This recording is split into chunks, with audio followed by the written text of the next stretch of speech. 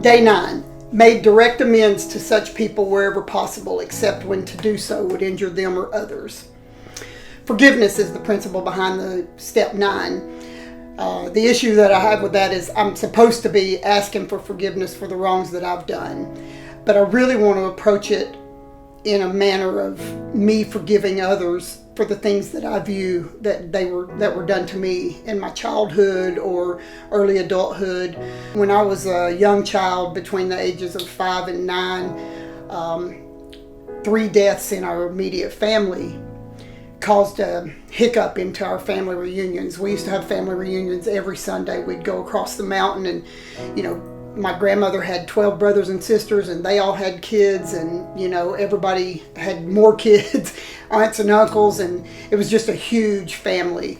And when my mother's first cousin Joan was killed in a car wreck, that really changed the mood and really affected the unity of the family over the next couple of years. And then my Papa Farley, he died of cancer. And out of all the 12 brothers and sisters, my grandmother, he was my great-grandfather, my grandmother is the one that tried to take him to the hospital. Back then, country days, country folk, they didn't really believe in going to the hospital. So my grandmother really wanted to take him because he begged her to, and he was in such enormous pain. And they just wanted to let him die in the old White House in his bed. And he wanted to have some pain relief. Because of that, her brothers and sisters really ganged up on her. And, it hurt her so bad. And she was the lady that I had the most respect for in my whole life. And, she worked 3 jobs, took care of 4 kids, and all of my mom's kids and my Aunt Phyllis's kids. And she was really the glue that held the family together. But that really broke her spirit because all of her brothers and sisters were angry that she did what Papa Farley wanted her to do. That started to break us apart as well. And then, of course, my Aunt Phyllis, who was murdered at age 9. We've never really been able to operate as a family unit since then. It broke the whole family unit.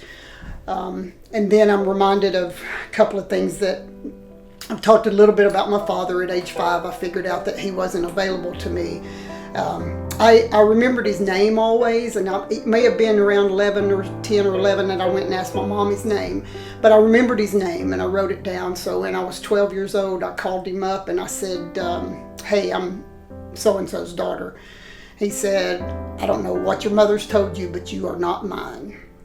And that broke me, because it was a huge thing for me to reach out and ask for him to be in my life. And it probably changed some trajectory in my life so that I cannot ask for help and I cannot ask for my needs to be met. So it's a part of why I feel that it's so hard to put myself first and to think of myself in a way that I need emotional satisfaction and security from others. And I really had to do a lot of work on him as well. That's something that broke in me and made me to start on a path where I could forgive my father, and I could understand that his life was poorer for not having known me, not the other way around. My grandmother at one time, she loved me so much, and I was questioning her why my father wasn't in my life, and she told me that he wanted me when he found out that my mom was pregnant, but he wanted me in his family only, and then I would have never known her, and she refused. So if he'd have gotten his way, maybe I'd have had a father, but then what would he have cost me? He would have cost me the love of my grandmother and knowing her. Do I think that I would have been better off? No, I do not. I can't imagine my life without my grandmother. But all of these things together, I had to do a huge amount of forgiveness. And I couldn't ask for forgiveness for myself until I could recognize that I could still love, accept, tolerate, and forgive those in my life that I felt like had hurt me and wronged me.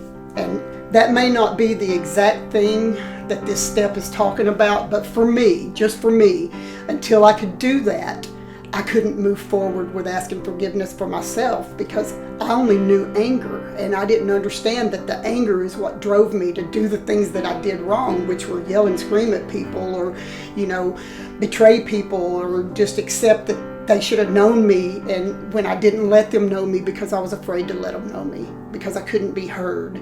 So all of this together, just the gift that I received from all the steps leading up to 9 was the ability to forgive all of these people.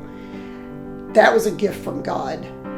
I did work on it, insurmountable amounts of work. I put everything outside me. I never wanted to keep anything inside me. So I went into the rooms and I was vulnerable, and I was open, and I was broken when I needed to be, and I was honest about the pain that I felt in my life.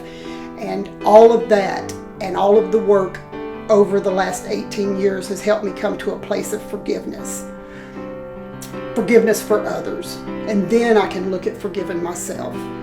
Then I can find the reason that I became who I became, and the reason that I treated people the way I did. So I've come an extremely long way.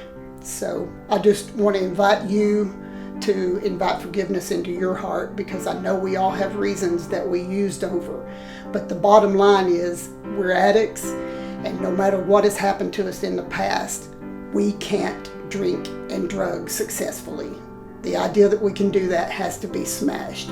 If you're ready to smash that idea in your life, then let us help you. Tune in tomorrow for step 10.